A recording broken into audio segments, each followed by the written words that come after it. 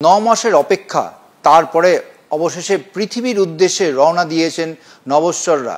Sunita Williams রয়েছেন সেই টিমে, এবং সেই যে ইন্টারন্যাশনাল স্পেস স্টেশন, সেখান থেকে আজকে সকালে এই রওনা দেওয়া কিভাবে হয়েছে, কোথা থেকে যাওয়া হচ্ছে, পৃথিবীর দিকে ধীরে ধীরে কতটা সময় লাগবে, সব কিছু বিস্তারিত আমাদের বোঝাবেন জ্যোতির্বিজ্ঞানী ডক্টর সন্দীপ চক্রবর্তী। ঠিক কি হচ্ছে, এটাই কি ইন্টারন্যাশনাল স্পেস স্টেশনের যে প্রতিকৃতি, সেটা একটু যদি বোঝান।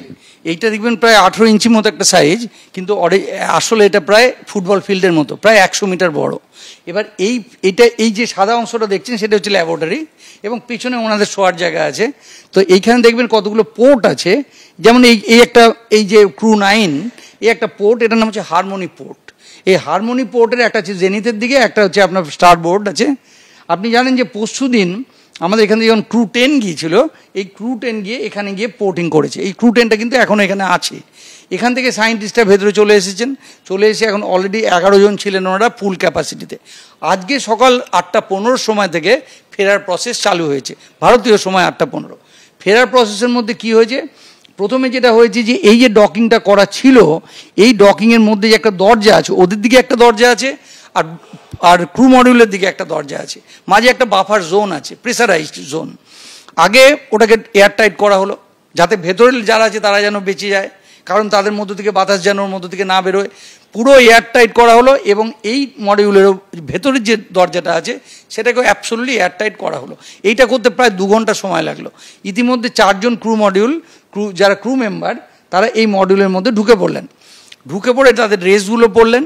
ড্রেসগুলোতে পরে তারা কিন্তু আবার ড্রেসগুলোতে চেক করলেন, লিক চেক। এই চেকগুলো করার পরে আনডকিং প্রসেসটা চালু হলো। আনডকিংয়ের 2টো প্রসেস আছে। একটা হচ্ছে, তো এরা হার্ড ডকিং করে বসেছিল এই জায়গাটাতে। এই হার্ড ডকিংয়ের অর্থ হলো যে এদের 12খানা ল্যাচ আছে, সেই ল্যাচ দিয়ে এদেরকে জাপটে ধরা ছিল। প্রথমে আপনাদের টেস্ট হয়ে গেল, লিক টেস্ট। তারপর ভেতরে যে চেম্বারটা আছে সে ডিপ্রেসারাইজ করা হলো, যাতে করে ওর মধ্যে বাতাস না থাকে। এবার 2টো ডিকাপলড হয়ে গেল। এই ডিকাপলের পরে এইবার ক্রু মডিউল যেটা এর মধ্যে যারা আছে, তারা আনলকিংয়ের জন্য প্রথমে ল্যাচগুলোকে খুলে দিল। 12খানা ল্যাচ ছিল। এই ল্যাচটা খুলে দেওয়ার পরে সামনে কতগুলো থ্রাস্টার আছে, এই থ্রাস্টার প্রচণ্ড হালকা করে থ্রাস্ট করে ধীরে ধীরে ধীরে ধীরে 0.1 মিটার পার সেকেন্ড, অর্থাৎ 4 ইঞ্চি করে পার সেকেন্ডে এই যন্ত্রটা আস্তে আস্তে আস্তে আস্তে করে পিছিয়ে চলে এলো। এই যন্ত্রটাকে, এই অংশটাকে কি বলা হচ্ছে?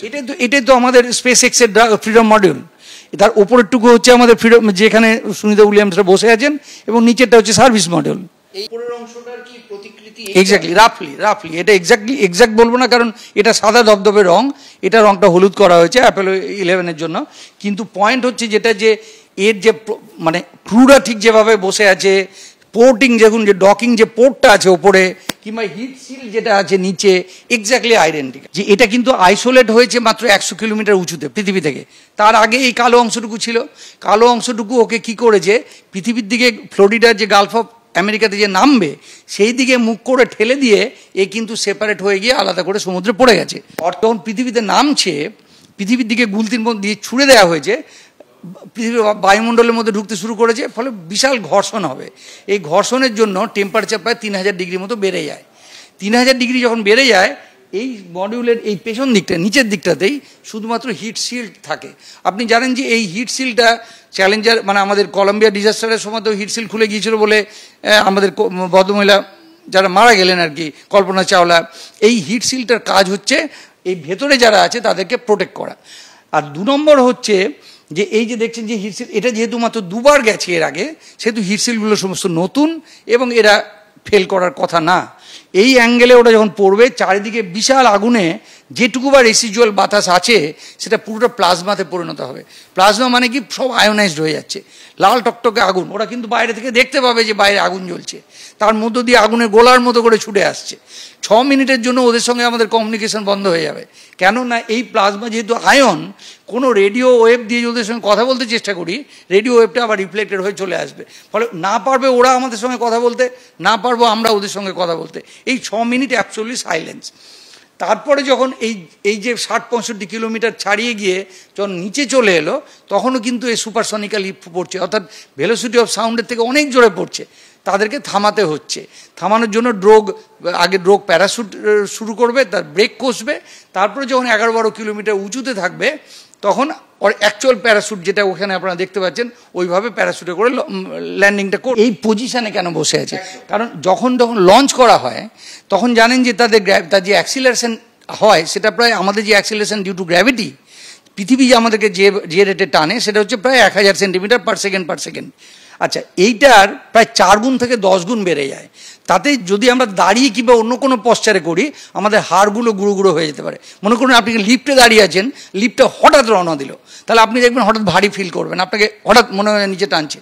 এই অবস্থায় হাড়ের উপর যা চাপ পড়বে, আপনার হাড়গুলো গুঁড়ো হয়ে যেতে পারে।